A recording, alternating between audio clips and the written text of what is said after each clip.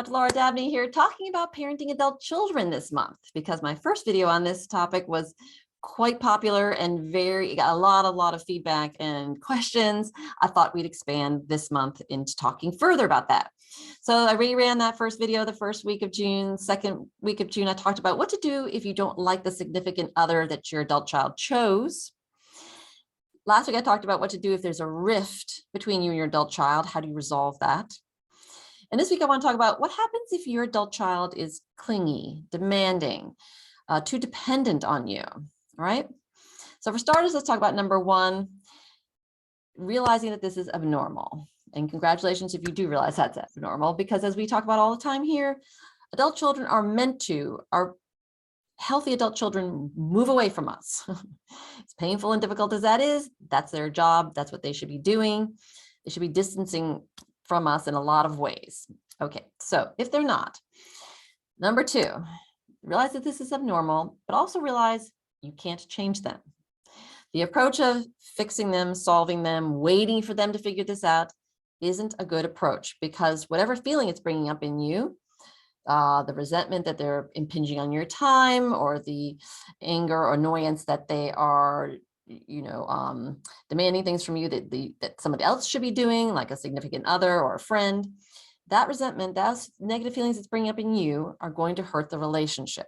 So that's the feeling that you must solve for yourself. If you continue to comply with these requests, you are giving the impression you're fueling this problem. You're giving the impression that your adult child can't do these things themselves. All right. So lastly, number three, it concludes with you need to break the pattern. All right. Break the pattern by saying no is what we're talking about here, putting up a boundary.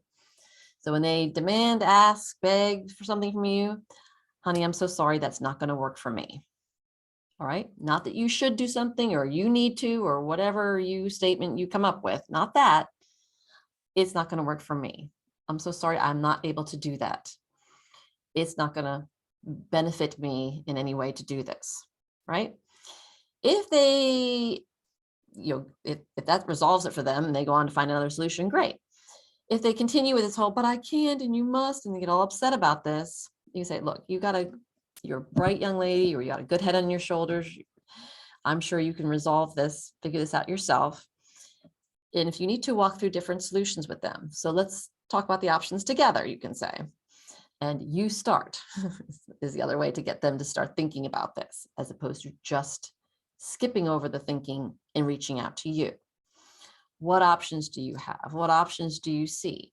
If they can't come up with any, you come up with a couple, and then ask if they can come up with a couple. So it isn't all you're doing all the work. It's a gentle nudging them out of the nest, because somehow they're not leaving the nest.